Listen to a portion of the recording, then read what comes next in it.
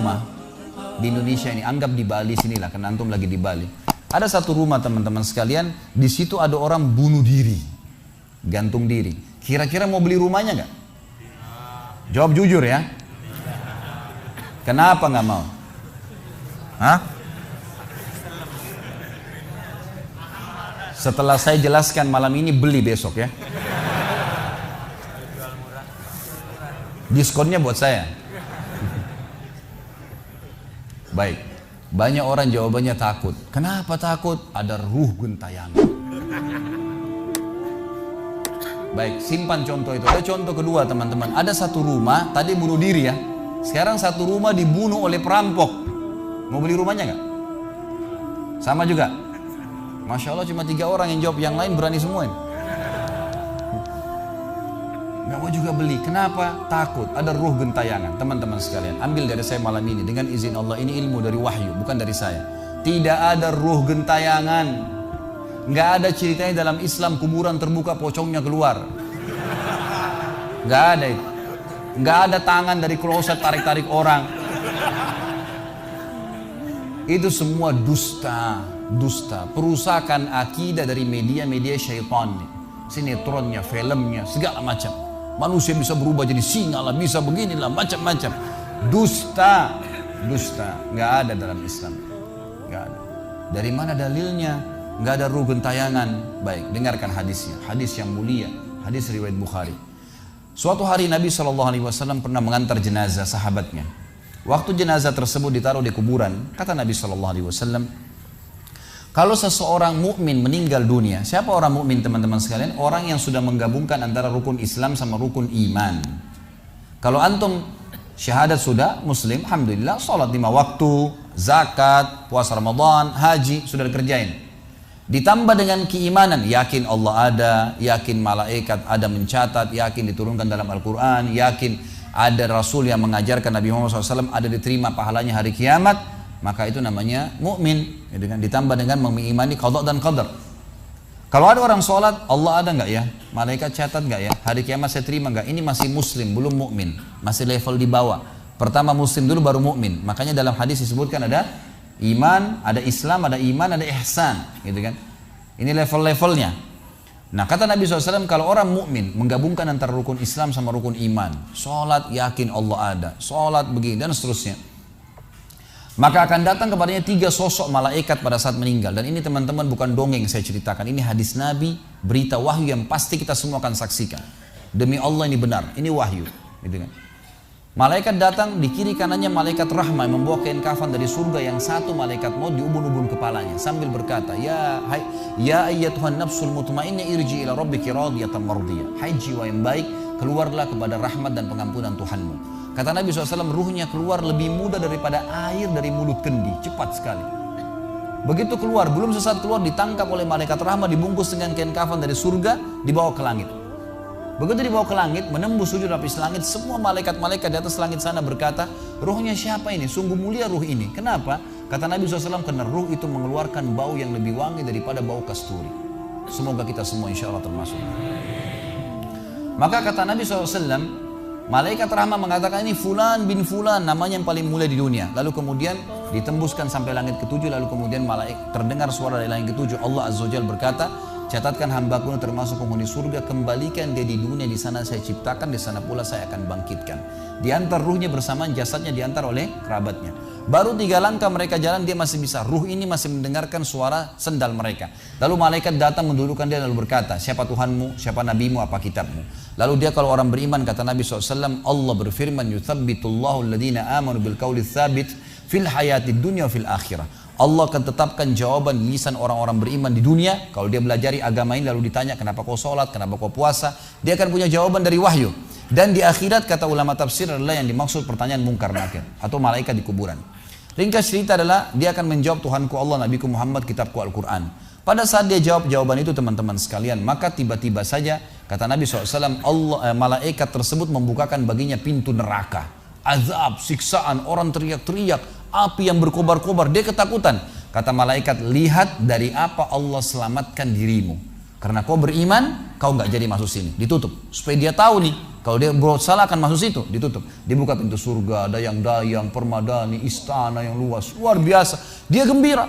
Lalu kata malaikat, kau akan masuk di sini. Maka si mayit tersebut pun berdoa mengatakan, ya Allah cepatkan waktu karena aku ingin masuk ke dalam surgaku. Lalu datang di sebelahnya orang yang tampangnya gagah, badannya bersih, wangi, saking sempurnanya kata jenazah ini. Ruh ini berkata, siapa kamu ini? Sungguh sempurna ciptaan Allah pada dirimu. Maka dia berkata, diam dulu. Maka dia berkata, gitu kan? Dia berkata, saya amal soleh akan menemani kau sampai hari kiamat. Insya Allah setelah riwayat ini kita sholat. Saya amal soleh akan menemani kau sampai hari kiamat. Maka kata Nabi SAW terdengar suara, ya, Allahu alam di sini disebutkan Allah atau malaikatnya, tapi yang jelas menyampaikan dari Allah Subhanahu Wa Taala, lapangkan kuburan hambaku ini seluas pandangan matanya dan bukakanlah pintu surga baginya setiap pagi dan petang dia melihat. Maka jadilah kuburannya taman dari taman surga sampai hari kebangkitan. Baik. Sebaliknya kata Nabi SAW, kalau orang fasik, siapa tadi fasik?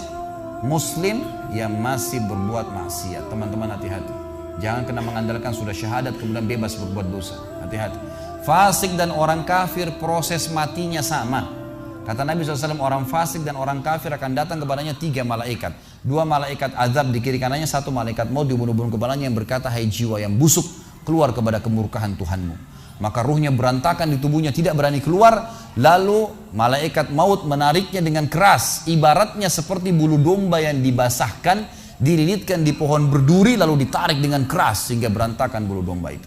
Keluar, belum sesaat keluar ditangkap oleh malaikat azab, dibungkus dengan kain kafan dari neraka, dibawa. Baru langit pertama nggak dibukain pintu oleh para malaikat. Lalu malaikat langit berkata, siapa ruh ini? Sungguh buruk ruh ini. Kenapa? Kata Nabi SAW, karena ruh itu mengeluarkan bau yang lebih busuk daripada bau bangkai. Wa na'udzubillah. Lalu malaikat azab membawa mengatakan, ini ruhnya fulan bin fulan. Ya. Orang yang disebutkan nama paling buruk di dunia. Lalu terdengar suara dari langit. Allah berkata, catatkan hambaku ini termasuk penghuni neraka. Di sana kembalikan dia di dunia, di sana saya ciptakan, di sana pula saya akan bangkitkan. Di antara ruhnya bersamaan pengantarnya mengantar jenazahnya. Begitu masuk dan 3 langkah. Ya. Orang-orang mengantarnya lewat, malaikat datang mendudukkan dia mengatakan, siapa Tuhanmu, siapa nabimu, apa kitabmu.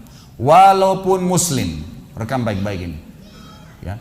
Lahir dalam keadaan Islam, sesekali sholat, fasik, masih banyak maksiat, tidak tobat sebelum meninggal, sama. Jawabannya kata Nabi SAW dengan orang kafir, innama aqulu kama kana yaqulun nas. Saya nggak tahu, saya cuma ikut-ikut dulu orang bilang apa, nggak bisa jawab. Lalu kemudian dibukakan baginya pintu surga, dayang-dayang, permadani, istana, pemandangan yang luar biasa, gitu kan? Maka dia kagum, kata malaikat, lihat dari apa kau haramkan dirimu. Dulu kau bisa masuk sini, tapi kau tidak mau, ditutup. Dibuka pintu neraka, azab, siksaan, orang dipotong, teriak-teriak, kesakitan. Lalu dia ketakutan, kata malaikat, ini tempat kau selamanya, kau tidak akan bisa lari. Maka dia berdoa mengatakan, ya Allah jangan kau cepatkan waktu karena aku tidak ingin masuk ke dalam nerakaku. Lalu datang di sebelahnya orang yang buruk tampangnya, bau badannya nggak enak. Lalu saking buruknya kata jenazah ini, kata ruh ini, siapa kamu ini? Pergi dari saya, sungguh buruk ciptaan Allah pada dirimu. Maka dia mengatakan, tidak, saya amal burukmu yang akan menemani kau sampai hari kiamat. Lalu dalam penutupan hadis Bukhari ada 2 riwayat. Yang pertama, Allah Azza wa Jal ya, mengirim kepadanya malaikat yang tidak punya penglihatan dan pendengaran. Allahu alam bagaimana nih? Yang membawa sebuah besi. Yang kalau besi itu seluruh jin dan manusia bersatu mau membalik saja mereka tidak mampu. Bayangkan seluruh jin miliaran, seluruh manusia miliaran, balik saja mereka tidak mampu. Ini saking kuatnya malaikat tersebut.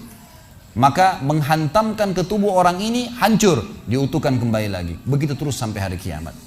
Riwayat yang kedua mengatakan Allah Azza wa Jal membuat dinding kuburannya merengut tubuhnya, menjepit tubuhnya sampai seperti ini tulang rusuknya.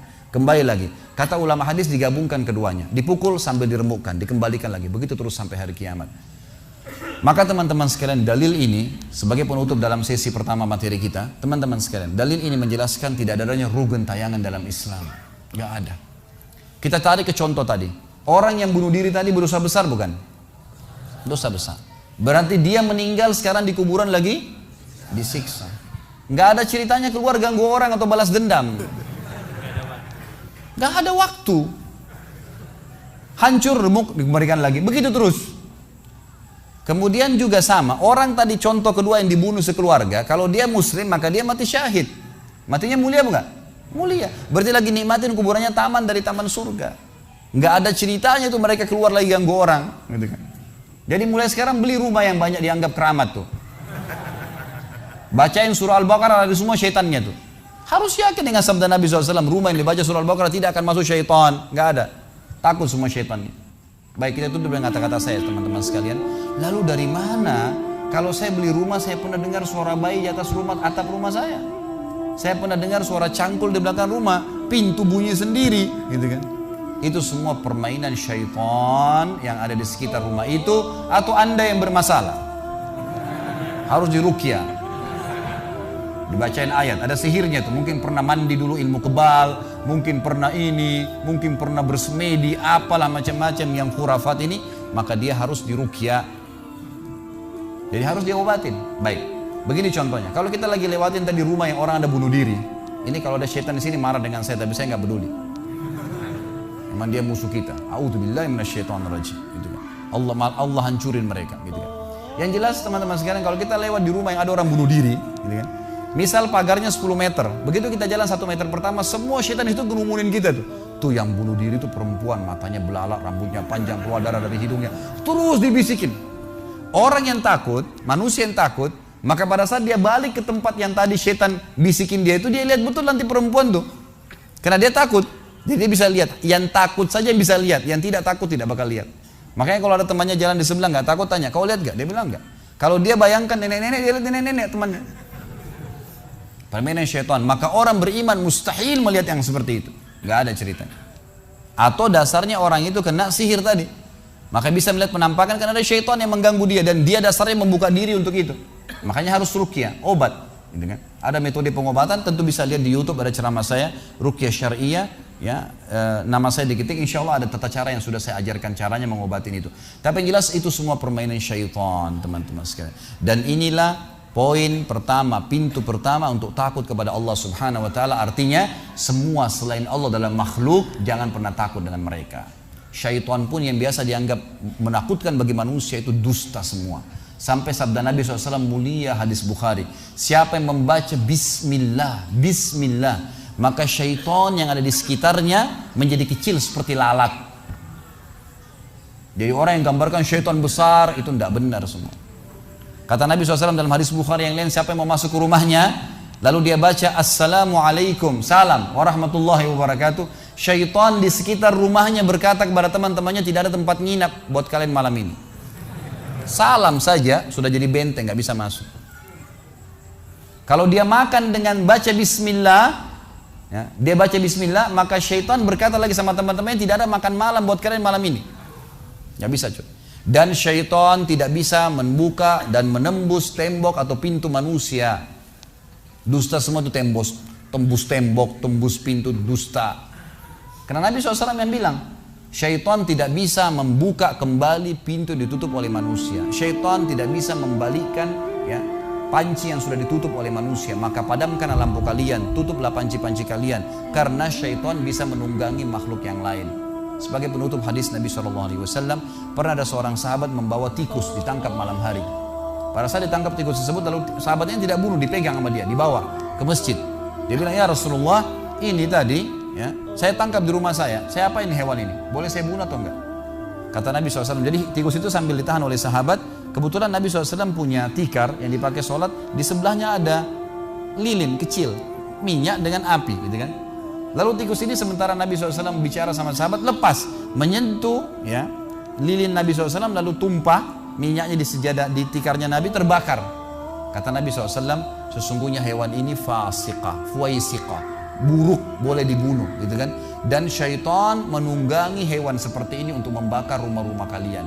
Tapi mereka tidak bisa membakar langsung. Mereka cuma bisa menggunakan hewan yang kebetulan lewat dan seterusnya. Seperti misalnya syaitan bisa menggoda manusia lain untuk mengganggu kita, gitu kan? Tapi untuk dia langsung tidak ada ceritanya. Itu semua tidak benar.